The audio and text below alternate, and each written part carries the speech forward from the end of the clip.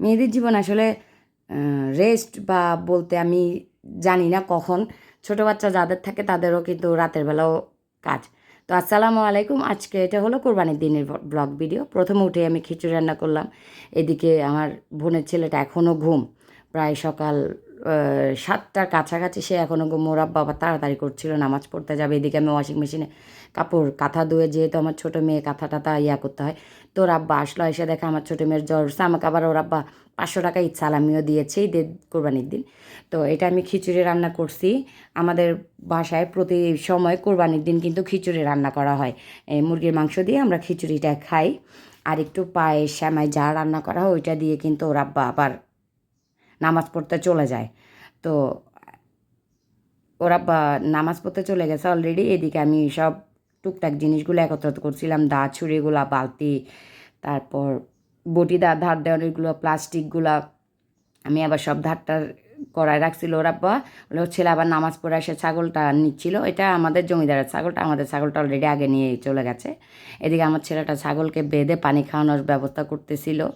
তো আমার ছেলেটা কিন্তু বয়স কম, কিন্তু তার সে অনুযায়ী সে মাশাল্লাহ আমাকে অনেক হেল্প করে। বাইরের কাজগুলো আমার ছেলে আমাকে প্রায় করে দেয়।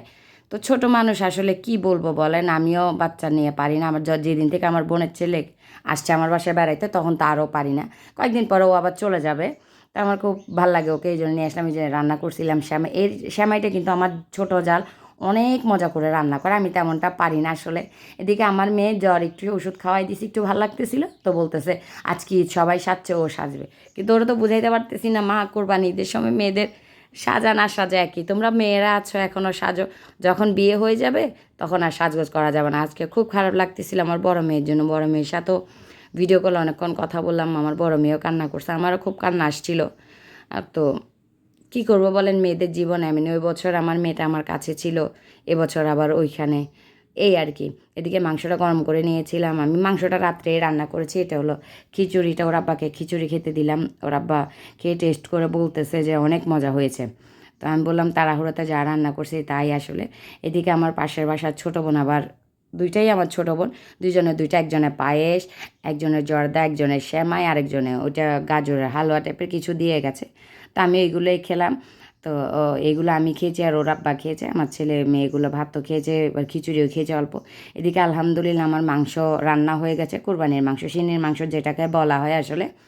তো আমি চেষ্টা করেছি তৌফিক অনুযায়ী, আমি দেওয়ার চেষ্টা করেছি যতটুকু তৌফিক ছিল, উপর আল্লাহর ইচ্ছা এখন।